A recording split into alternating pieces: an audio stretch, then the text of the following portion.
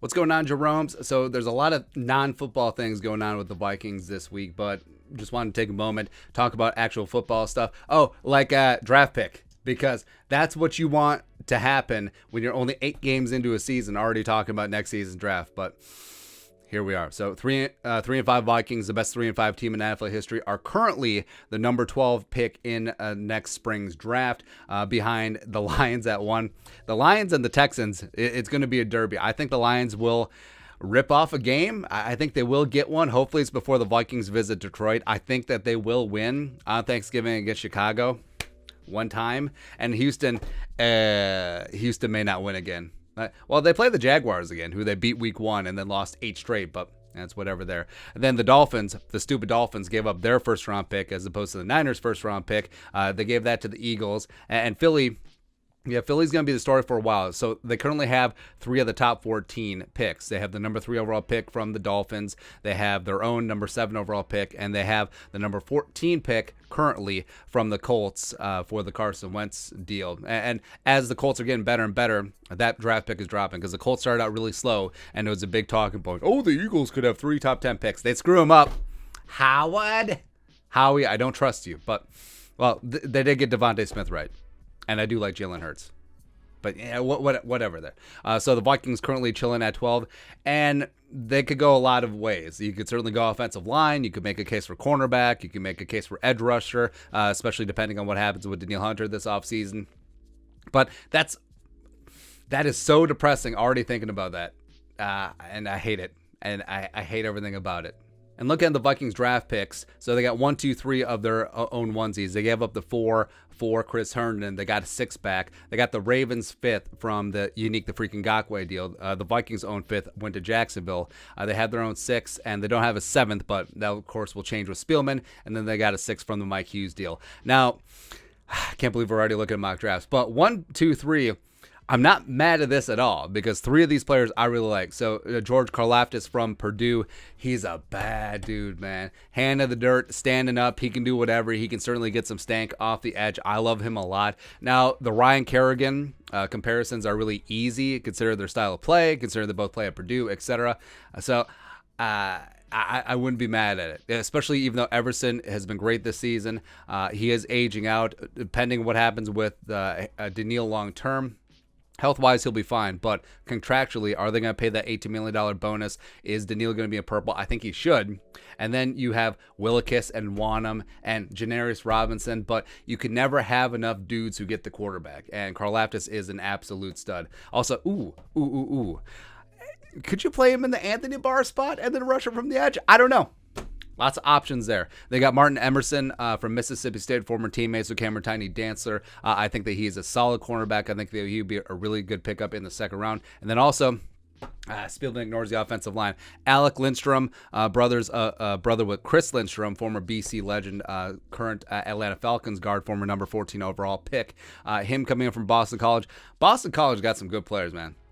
I don't know what it is because BC traditionally not a football powerhouse, but offensive line, they've had some really good ones as of late. So if that's what happens with the Vikings 1, 2, 3, I mean, you can't really be mad at it because as of right now, not knowing what happens in free agency, not knowing what happens leading up to the draft and trades and whatnot, these probably would be the 3 positions of need for the Vikings: edge, cornerback, offensive line, maybe not particularly in that order, so I wouldn't be mad at it. And then back looking at the positives, this is what we do. So the Vikings keep Skol alive. Currently have man, it sucks that we have to scroll. Even at 3-5, the best 3-5 team in NFL history, they currently have a 27% chance of making the playoffs per 538 because we know the 538 is always right. Also a 4% chance of winning the division. Now, it would have been extremely nice if the Packers dropped one in KC. Well, they did drop one in KC. If they dropped one against Arizona, giving the Vikings a little bit of extra room to be able to push forward. Also, of course, the Vikings take care of business against Cooper frickin' Rush and the Ravens, but Not that I'm bitter there. But the Vikings, they do have a chance. Like this week against the Chargers, even with all the drama, I think the Vikings could go out to L.A. The Chargers' home field advantage, it never was anything in San Diego. It certainly wasn't anything in that stupid soccer stadium in L.A.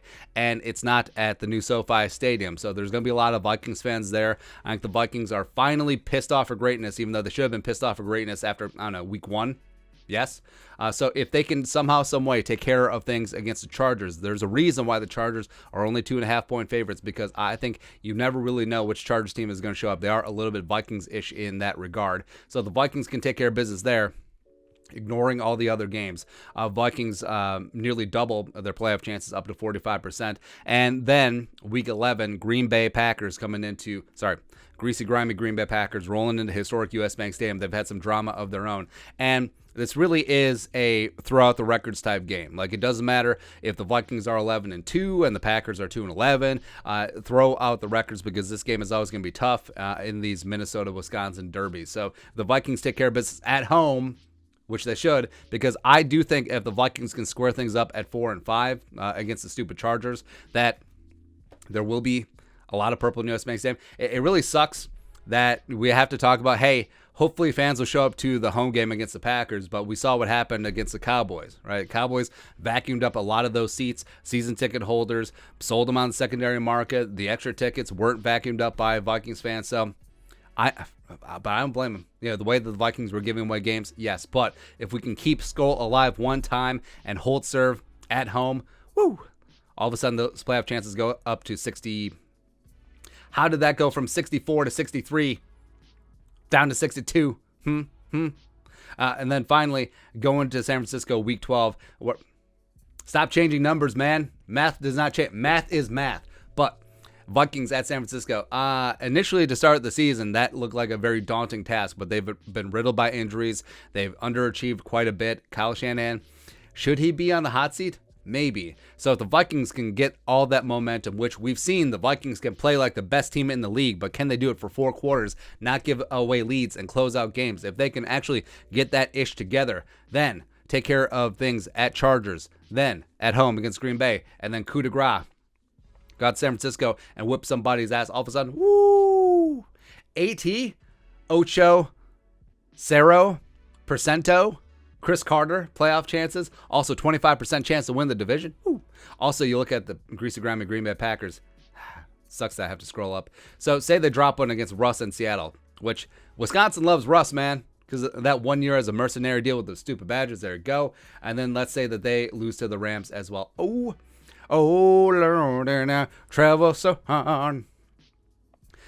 You could see a world where the Vikings win 3 in a row.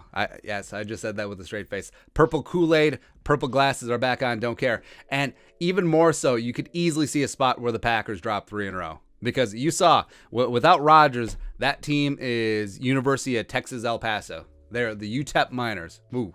So even if they sign OBJ, do not care. But Seattle, can you pull your heads out of your ass one time, let Russ cook, and then get it done in Green Bay, and then the Vikings drop one at home, of course, at historic US Bank Stadium, and then the Rams, silence of the Rams, even though the Packers, Matthew Stafford, I don't know.